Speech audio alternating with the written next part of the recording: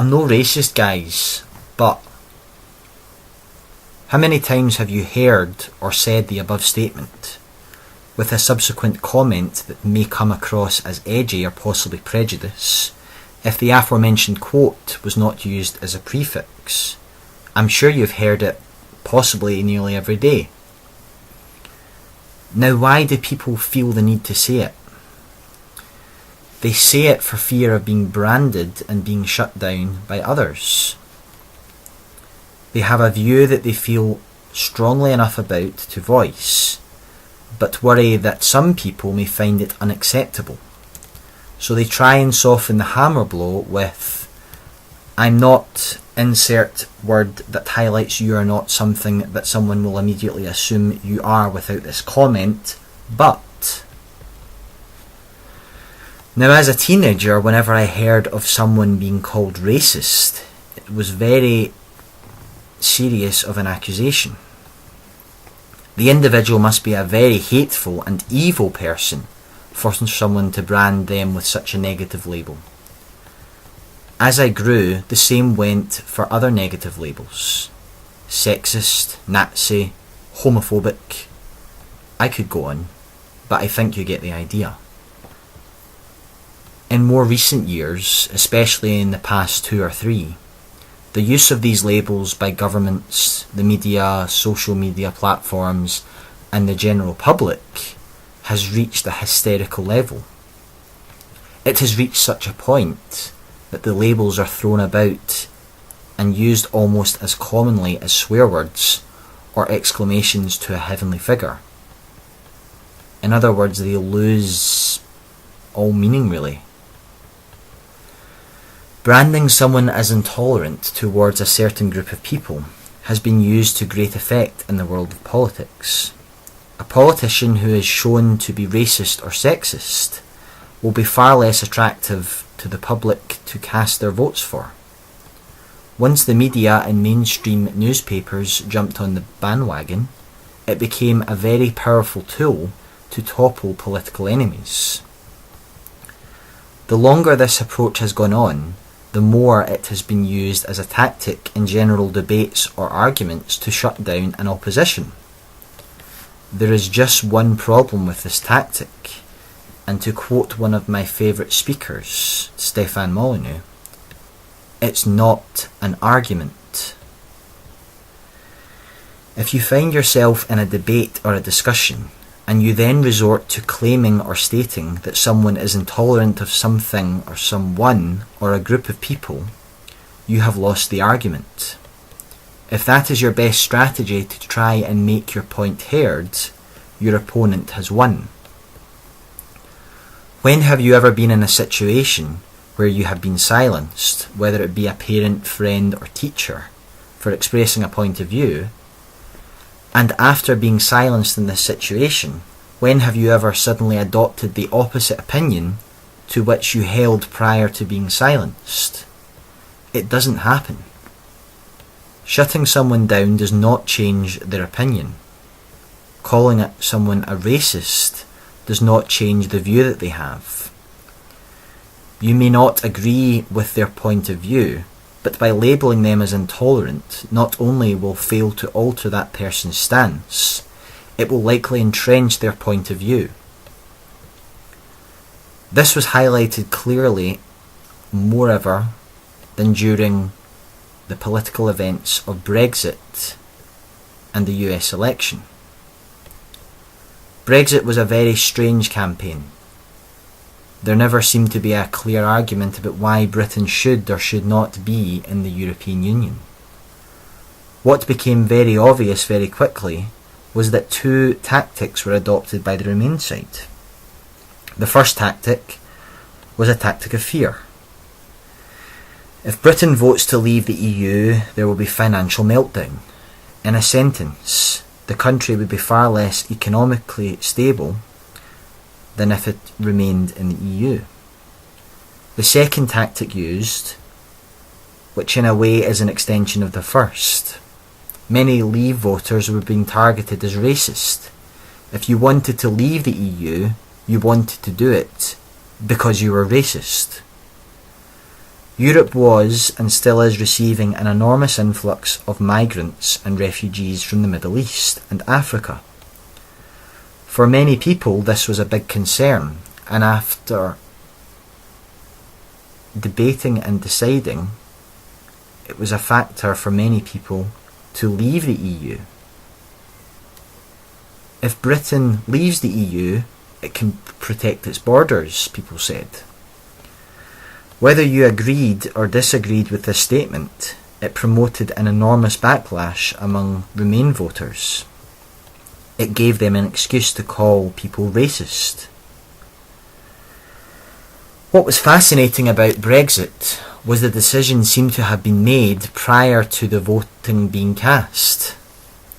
There was no last-minute sell-off on the stock market, and the result in of itself was a shock to many people.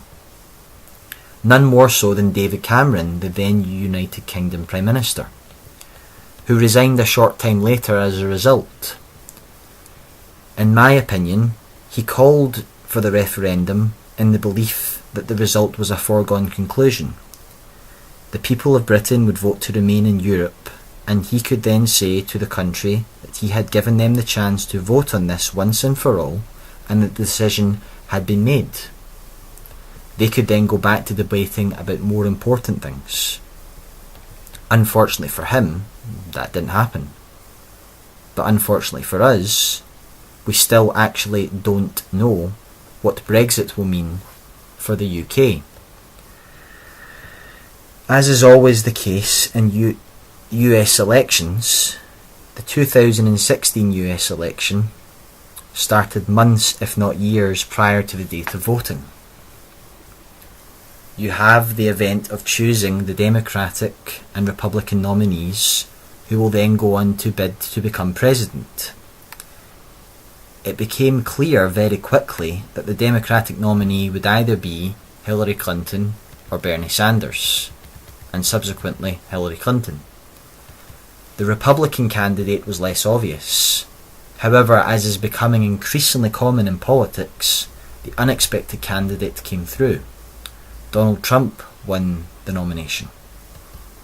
When he won, it was both a shock from the mainstream media and the Republican Party, and a quiet celebration from the Democratic Party.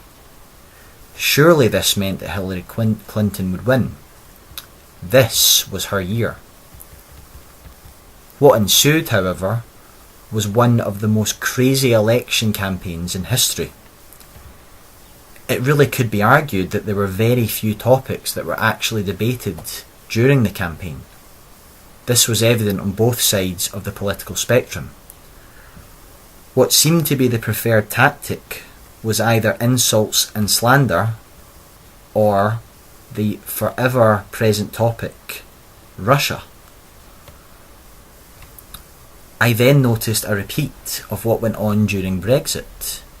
The labelling started again.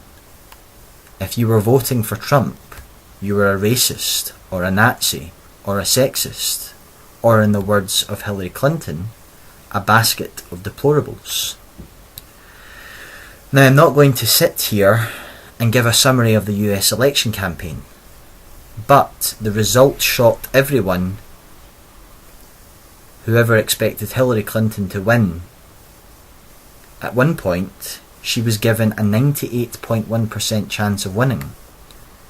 And again, like in Brexit, the result seemed to have been decided before the election took place. What followed left people dumbfounded. People were literally screaming in the streets.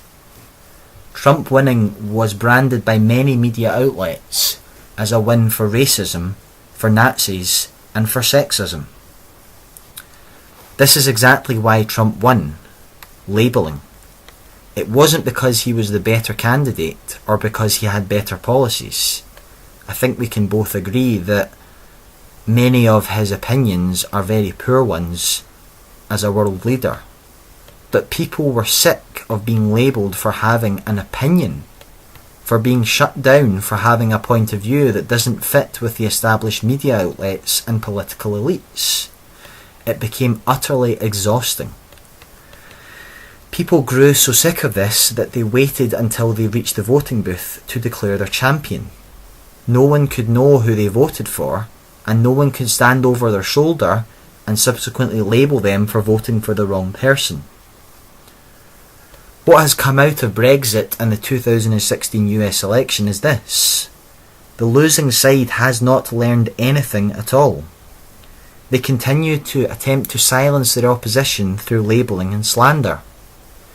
The art of debate has been lost in society, and it is so sad and frustrating to see this. We see this time and time again, 2 years after these events took place. If you voted for Trump, you were literally Hitler. What kind of a message does that send to people? If you disagree with me, you're as bad as the man who was responsible for the genocide of a religious group of people. How will that statement possibly make someone agree with you? It doesn't. It does the complete opposite, in fact. When you favour shutting someone down and labelling them instead of engaging in debate, you have lost. You don't have an argument. You will never change someone's opinion on an issue, and you will never gain their respect if you continue to attack them on a personal basis. Instead of reaching out and trying to show them your opinion through an intelligent avenue, you choose to attack them. It's not going to work.